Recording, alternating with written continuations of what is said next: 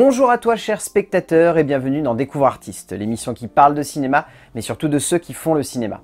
Et aujourd'hui, on va parler d'une personne qui malheureusement est décédée, je pense beaucoup trop jeune pour le talent qu'elle avait.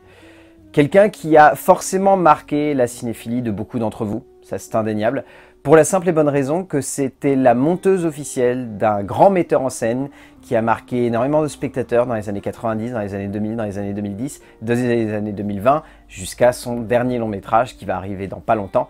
Il s'agit de Sally Menke, la monteuse officielle de Quentin Tarantino jusqu'à son décès, malheureusement en 2010 à l'âge de 56 ans. C'est une monteuse qui est importante surtout pour ça, parce que je vous inviterai à regarder la filmographie de Sally Menke, mais à part quelques films à gauche et à droite où elle a aidé au niveau du montage, sa principale source de revenus et source de création a été le cinéma de Quentin Tarantino. Et je pense profondément que si le cinéma de Tarantino a ce visage-là, cette identité, durant une majorité de son temps, ça a été grâce à Sally Menke, qui avait un regard très particulier et qui, je pense, était typiquement le genre de personne qui arrivait à comprendre l'esprit de Tarantino et à rendre avec justesse tout ce qu'il avait envie de nous montrer par le biais de sa caméra. C'est très compliqué de voir des monteurs ou des monteuses réussir à pleinement cerner l'esprit d'un cinéaste. Et dans le genre, moi la seule qui me vient en tête, c'est Thelma Schoonmaker. Il y a Michael Kahn également, l'un des monteurs officiels de Steven Spielberg. Mais voilà, ce sont des monteurs et des monteuses qui comprennent tellement l'esprit de la personne qu'ils ont en face d'eux, qui semble y avoir quelque chose d'intuitif en fait dans leur manière de faire du montage, dans leur manière de travailler l'œuvre qu'ils ont entre les mains. Et ça m'impressionne. Et quand on voit le montage que offre Sally Menke dans la plupart des films qu'elle a fait avec Quentin Tarantino, il y a un pragmatisme, il y a une lucidité, il y a une justesse, il y a une cohérence évidente dans la manière avec laquelle elle enchaîne tout ce qui est montré à l'écran. Et Tarantino a tellement cette minutie de vouloir faire des plans qui parfois sont longs, parfois se raccordent très bien les uns aux autres, parfois ont la justesse d'esprit de ne pas trop couper ou alors de faire beaucoup de coupes de montage, mais que Sally Menke soit là pour réordonner parfaitement tout ça et faire en sorte que ça ait une cohérence évidente à l'écran.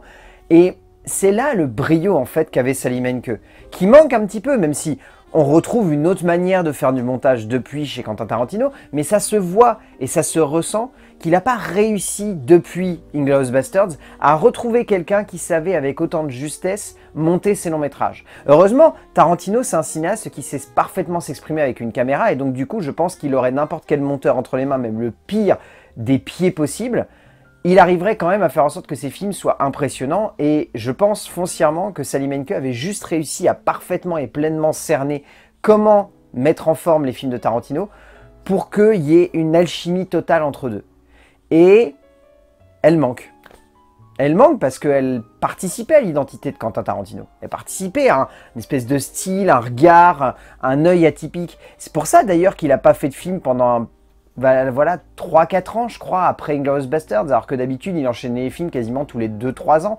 Et il a dû prendre une longue pause, en fait, pour chercher quelqu'un qui allait parfaitement être dans la continuité de son travail. Et qui allait surtout, avec beaucoup de justesse, faire en sorte que ses récits aient toujours la même gueule, et toujours la même esthétique, et toujours le même rapport à l'image.